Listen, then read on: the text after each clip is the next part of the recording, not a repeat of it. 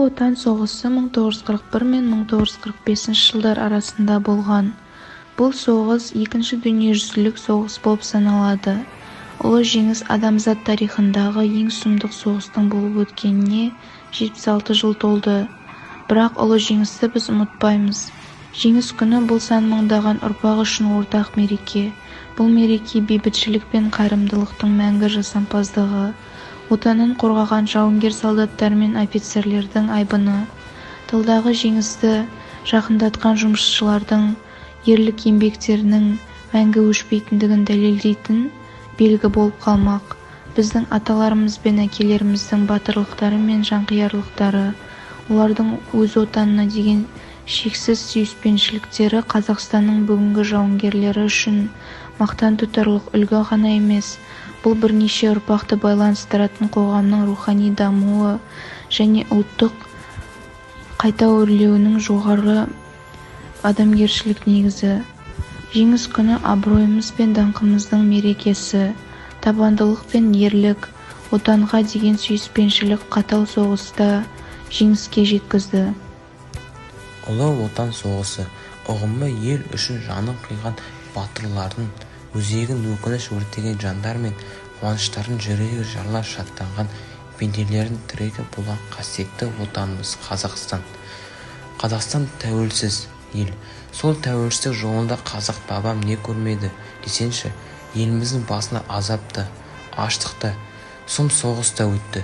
Әсіресе 20 ғасыр халқы үшін ауыр тиіп, қайғыға толы сәттерімен есте қалды. Адамзат тарихында ең сұмдық соғысын аяқталғанына 72 жыл толды. Ұлы жеңістің ұмытылмайтыны сияқты соғыстың қасіреті де ұмытыла қоймады. Ұлы Отан соғысы ұғымы 1941 жылы шілде 3-інде Сталиннің радио арқылы сөйлеген сөзінен кейін пайда болды. Сталин өз сөзінде ұлы және отан деген сөздерді бөлек-бөлек бірімен қолданды. Ұлы Отан соғысы кеңес одағының фашистік Германияға Еуропа одақтарының қарсы соғысы, екінші дүниежүзілік соғысының ең маңызды шешуші бөлігі. 1941 жылы 22 маусымда фашистік Германия бейбітшілік туралы келісім бұзып, КСР аумағына басып кірді. Қазақстан халқы отан қорғаушылар қатарына өз еркімен жаппай жазыла бастады. Соғыстың алғашқы күндерінде бастап қазақстандықтар барлық майданға шайқасып ерлік көрсете білді. Басқыншылар фашистік армия жеңілмейді деген аңызын күл талқын шығарып, жойқын шайқасқа немістің 50 танкісі қосылғанда танкті шабуылды қатарынан 2 рет тоқтатқан 28 Панфиловты батыр ерен ерлігі мен қаһармандығы ешқандай ұмытылмаған емес және ұмытылмайды.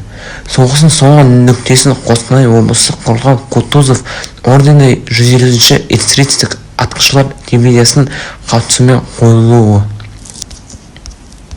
500-ден аса жерлестеріміз, оның ішінде 96 қазақ кеңес одағының батыры деген атағын алды. Олар Бауыржан Момышұлы, Талғат Бекелдинов, Сергей Луганский, Иван Павлов, Мәншүк Мәметова, Әлия Молдағұлова және тағы басқалары бар.